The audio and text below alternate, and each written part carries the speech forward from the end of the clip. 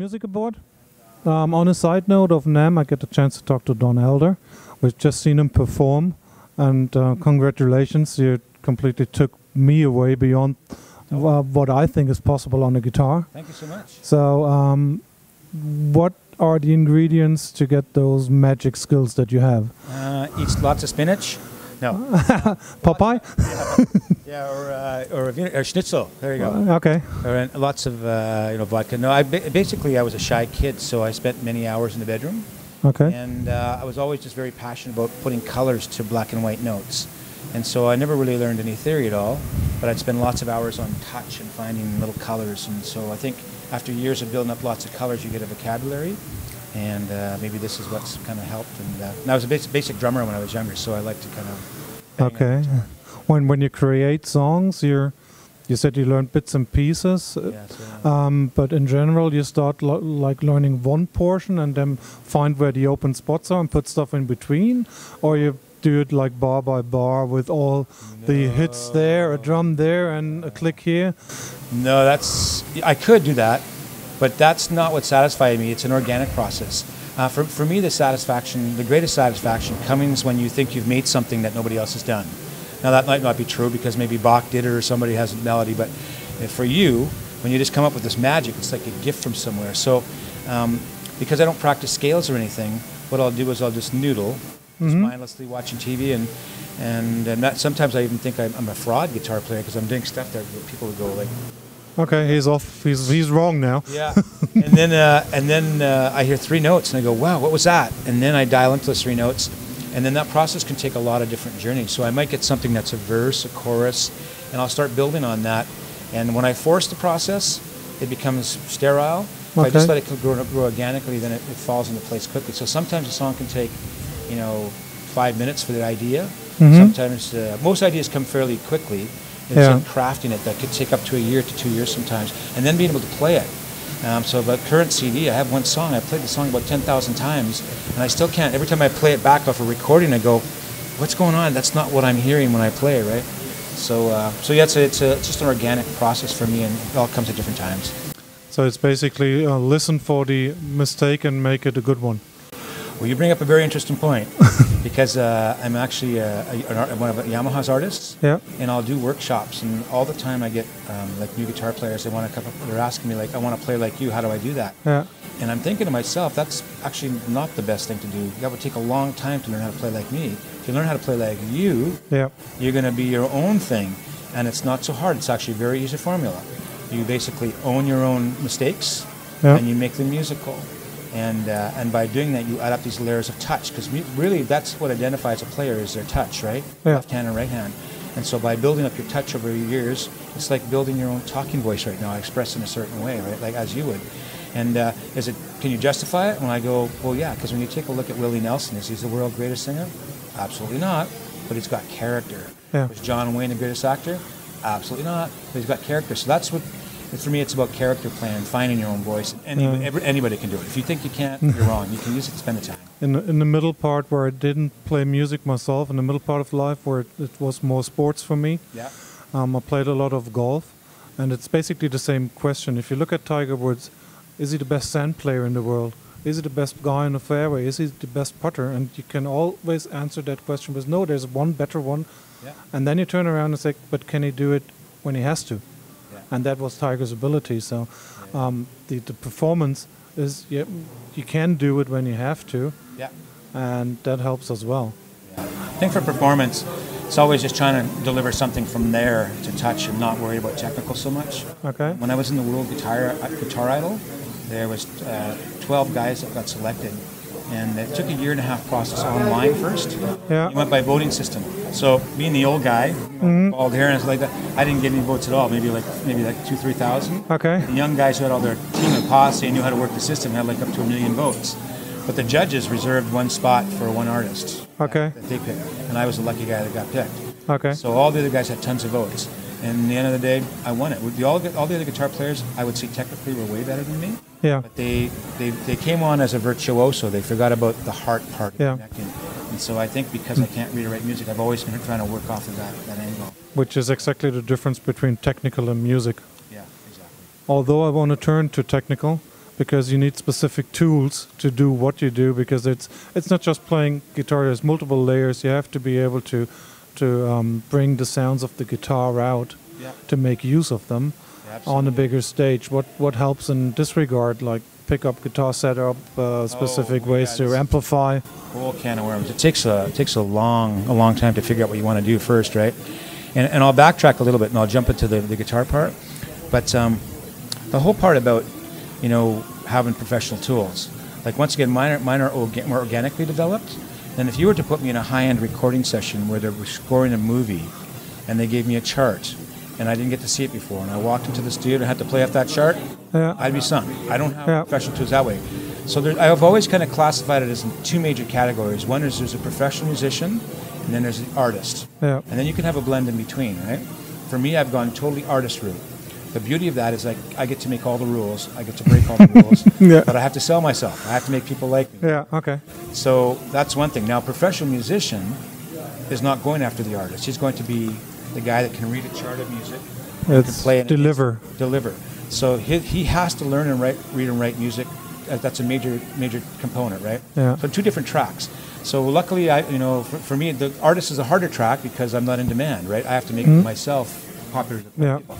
So that's that part. But the actual way to make these sounds come off the guitar is tricky because you have to find things that work for your ear. And for me, I have to get a percussion sound to come out of the guitar. Yeah. And I'll use like a microphone inside to do that. And so I use a tri-source system. Okay. I use a saddle pickup. I use a magnetic pickup. Okay. I have a microphone. And of the various guitars I have, there's combinations of making that work. And I've always got new guys developing it. But my basic system is to use like I'm a Seymour Duncan artist. So I'll always use a mag mic.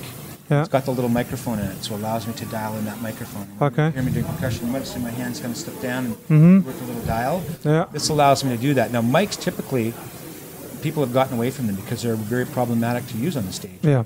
And so I don't use it for guitar sound. I only use it for percussion. Okay. It's too harsh and brittle. So that's why you see me dialing in. So I use the saddle and the magnetic for that fat and brightness. Yeah. And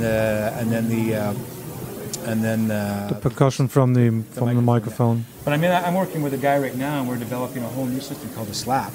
Okay. And he's got it so the frequency rolls off from a certain hertz down or up, and so I get all I do is I hit this thing, and it's like a loud thump. Okay. So I was to play a big show, and I need it to sound like a big fat double kick sound. Yeah. That's going to do it, right? Okay. I don't have to worry about feedback at all.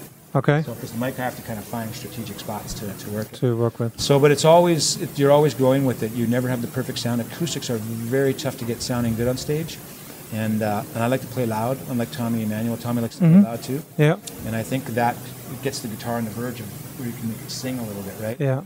And so I wouldn't call myself a fingerstyle player. I'm more of just an artist that loves to use fingerstyle to incorporate. Yeah. Traditional fingerstyle players play very quiet, very soft touch, kind of stuff.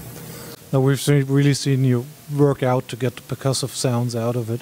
Yeah, and that kind of came from a weird angle because in 1985 I put my music career on hold to help a guy go around the world in a wheelchair.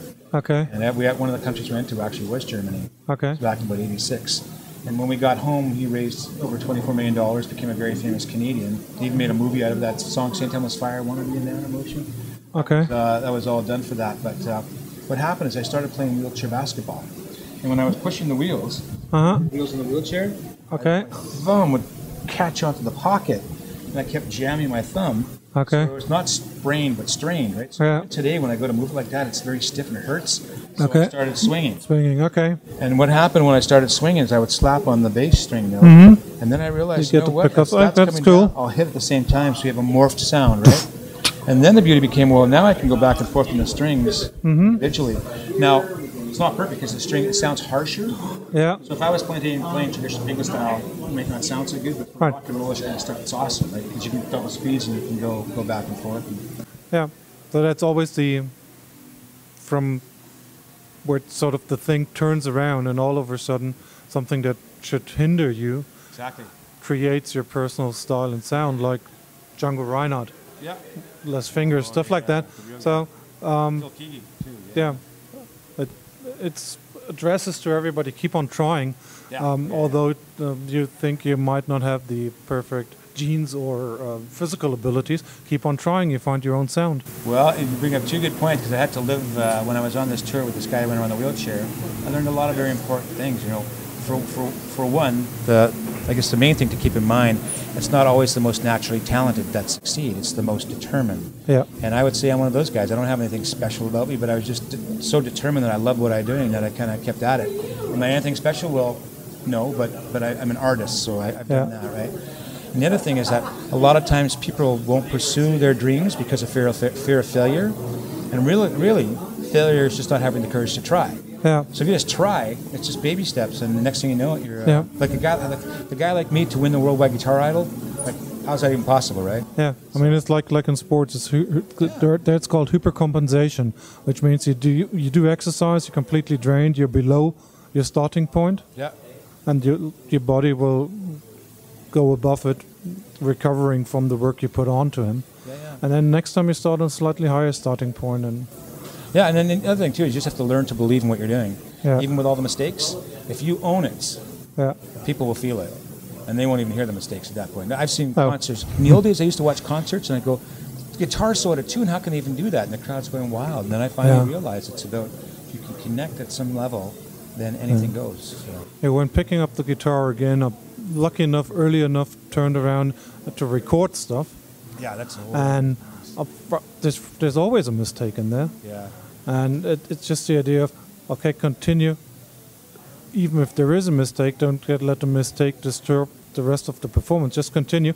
If necessary, redo the mistake so it sounds like on purpose, and keep it going. My recording process is a little bit unusual.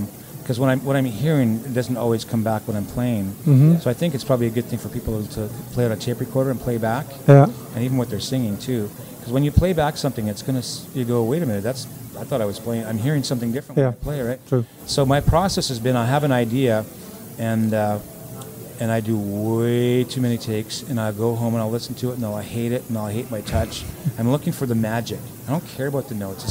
And if it's a mistake and it's magic, I'll put it in. Yeah, true. But if I don't hear the magic, I'm not happy. So the current CD, I mean, I've done hundreds and hundreds of takes, and I'm going back and I'm actually doing some editing. I'll find the takes are close enough where I hear something I like, I'll drop it in. Yeah. But I do have a bad habit when I'm recording, is that theoretically what you should do is to play at the same time each time. Yeah. You do what they call comping, and you can kind of build together. Well, I don't like the comping idea so much. Yeah. I like to try to nail it off, but I can't ever do it. So what I do is, when I make a mistake, I'll rewind. Mm-hmm. From a point, I'll keep playing, thinking that I did get edit and on file. Okay. It never works though. Never works. No. The best thing is when you get it works in regard that it gives you practice. Yeah. And then you find the one that works. And expensive when you're in recording studios. It's expensive, yeah. So I agree. I have found it's the old rule is between the first and fifth take, those seem to be the ones that have the magic, and then you start analyzing too much. And and then better keep them organic, keep them alive. Yeah. The first five. Yeah. So. Well, thank you for the time you spent with us. Yeah, thanks so much. I've made a recording earlier of the performance, so I share that one with the folks back home as well. Sure. And I've got a CD coming out too. You got to see it? Well, I've got a picture. I'm going to send you the picture. Okay. This is all ripped up, but so the idea is I wanted to have fun with the CD cover. Okay. And the thing is, I'm not sure if you get the Walking Dead TV series in Germany. I think you might. They might, but I'm not into TV series. I think I watched the last TV show like 5 years ago. Good for you. Before I picked up guitar again. That's a good thing to do. Well, I wanted to have fun in terms if you were to be an acoustic guitar player in a future time when it was a zombie apocalyptic world, and you had to get to your gig, you had to have the ultimate guitar weapon, right? Okay. And so you'll have the high-res photo, but what we do is we have a blade on the end. Mm-hmm. Okay. Chopping this way. Then you got a chopping blade underneath to chop back the other way. Okay. And you got a chainsaw variable, so you can do both. Okay. And then I have Wolverine type nails to slash with. I got guitar strings as whips. Okay. And if all else fails, I got a flamethrower. So if necessary. Necessary, yeah. And it's going to be called Armed and Dangerous. So okay. Out this year. I thought it's fight your way to the gig. Yeah. Well, actually, there's one right now. Jump. I'll go. Alrighty. Thank you. Thanks, you, Mark. Take care, you guys. Take care.